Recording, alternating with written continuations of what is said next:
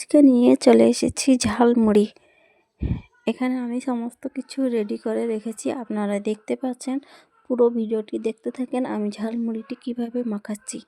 প্রথমে একটি বড় টিফিন নিয়ে নিলাম, টিফিনের মধ্যে সমস্ত মুড়িগুলা ঢেলে দিলাম।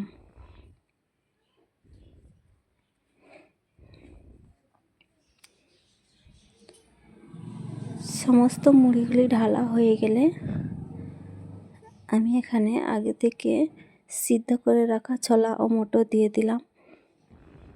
তারপর দিয়ে দেব ভিজিয়ে রাখা ছোলা মটর।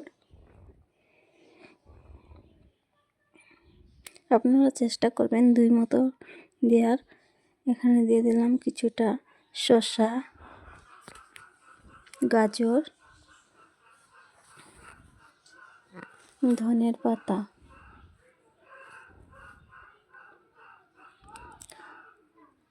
পেঁয়াজ কুচি,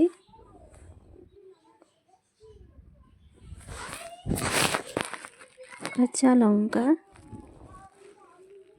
এবার দিয়ে দেব চানাচুর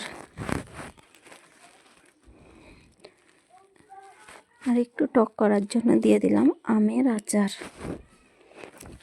আমি আগে থেকে হলুদ তেল গরম করে নিয়েছিলাম। হলুদটা দিয়ে একটাই কারণ, মুড়িটা মাখালে খুব সুন্দর কালার আসবে। আপনারাও চেষ্টা করবেন তেলের মধ্যে একটু হলুদ দিয়ে গরম করে নেবেন।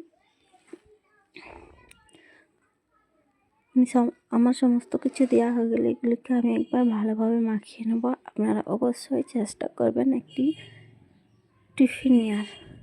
টিফিনে মাখালে ভালোভাবে মুড়িগুলি মাখানো হয়। আপনারা দেখতে পাচ্ছেন কত সুন্দর কালার এসেছে মুড়িগুলোর। আমি এখানে সামান্য লবণ দিয়ে দিলাম।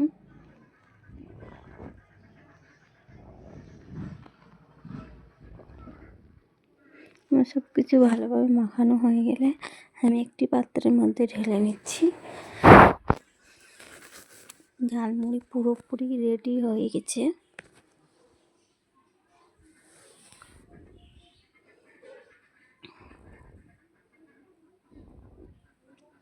আপনারা অবশ্যই একবার চেষ্টা করে দেখবেন এরকমভাবে ঝালমুড়ি মাখানো। দেখতে যেমন সুন্দর, খেতেও তেমন মজার।